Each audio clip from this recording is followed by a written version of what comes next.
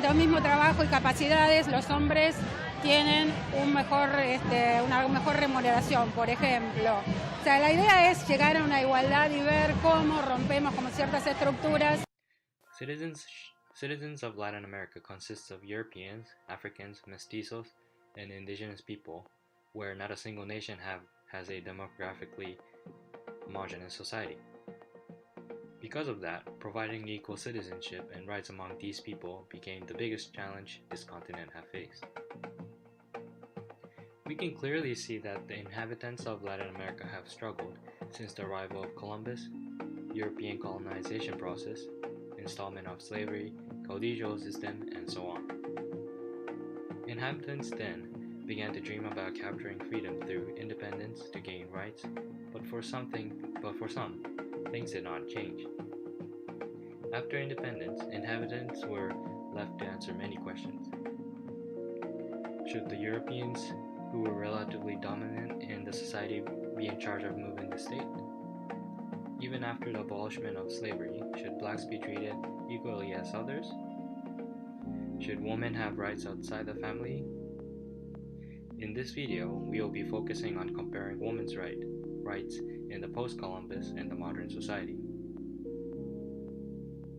Alexander Dawson sees that Latin America as a whole prioritized issues associating with slavery rather than women's rights.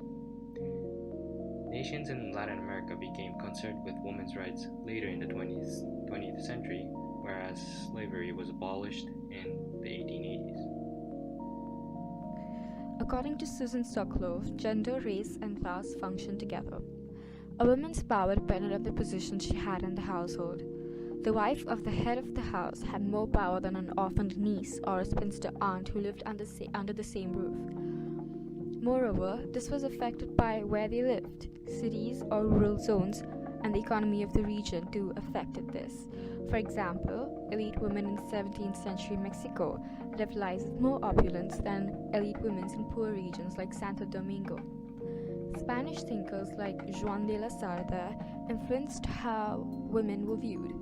They were viewed as less intelligent or rational than men, and because they were believed to be foolish, they were expected to keep silent, and because they didn't have the mental capacity, it wasn't necessary to teach them how to write.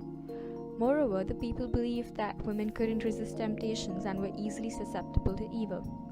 Pop culture then stressed on how women were gossipy, emotional, and weak. Only by keeping them in their homes or under male guidance could women be protected from the evil. Lack of women's rights in Mexico was an emblematic and sad reflection of the sign of the times.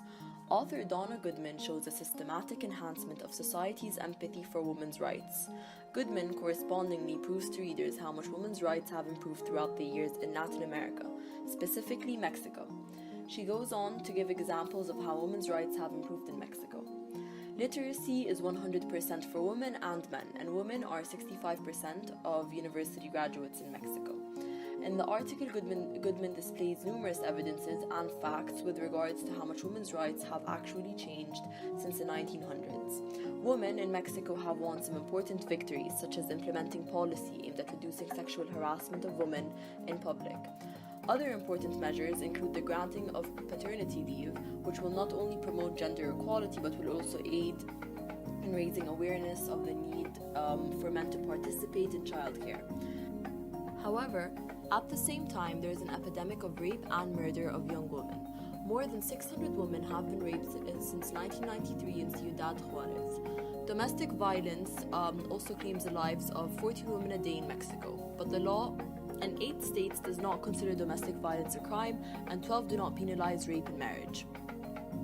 The underlying perception in Goodman's article was that the economically disadvantaged women are a drain on valuable resources because they are not an integral and effectively contributing part of developed society. Their needs as women and as apparent second-class citizens do not have to be met with any real sense of urgency or purpose. Everyone claims that women's rights have improved. We see an improvement in the literacy rate, but there is a problem. Women are employed through the region. In urban areas, 45% of women have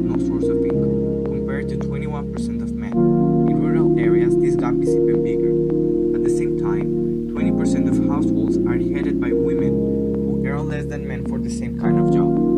Although women may enjoy the empowerment for their rights, not all of the issues are resolved, or mentions two important aspects that are not completely addressed: culture and economy. She mentions that the economic rights fall under the regulation of international and regional laws.